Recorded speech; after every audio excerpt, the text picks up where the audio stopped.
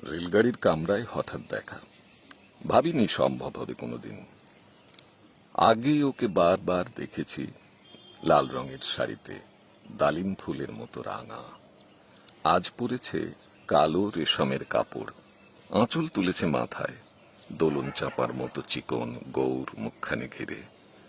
মনে হলো কালো রঙে একটা গভীর দূরত্ব ঘনিয়ে নিয়েছে নিজের চারদিকে, যে দূরত্ব সর্ষে ক্ষেতের শেষ সীমানায়, শাল বনের নীলাঞ্জনে। থমকে গেল আমার সমস্ত মনটা। চেনা লোককে দেখলেম অচেনার গাম্ভীর্যে। হঠাৎ খবরের কাগজ ফেলে দিয়ে আমাকে করলেন নমস্কার। সমাজবিধির পথ গেল খুলে, আলাপ করলেন শুরু। কেমন আছো, কেমন চলছে সংসার, ইত্যাদি।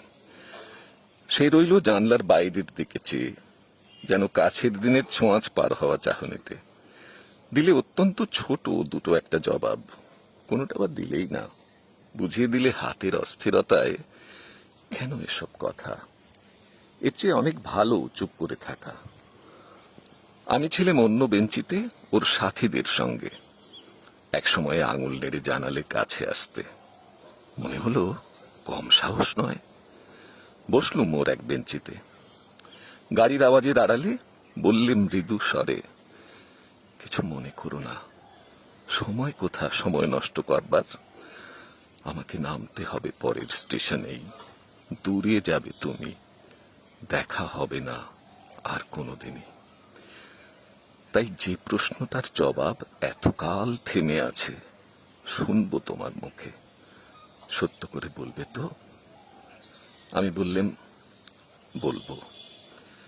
বাইরের আকাশের দিকে তাকিয়েই শুধল, আমাদের গেছে যে দিন, একেবারেই কি গেছে, কিছুই কি নেই বাকি? একটুকু রইলেন চুপ করে, তারপর বললেন, রাতের সব তারাই আছে দিনের আলোর গভীরে। খটকা লাগলো, কি জানি বানিয়ে বললেন নাকি। ও বললে, থাক, এখন যাও ওদিকে। সবাই নেমে গেল পরের স্টেশনে, আমি চললেম একা।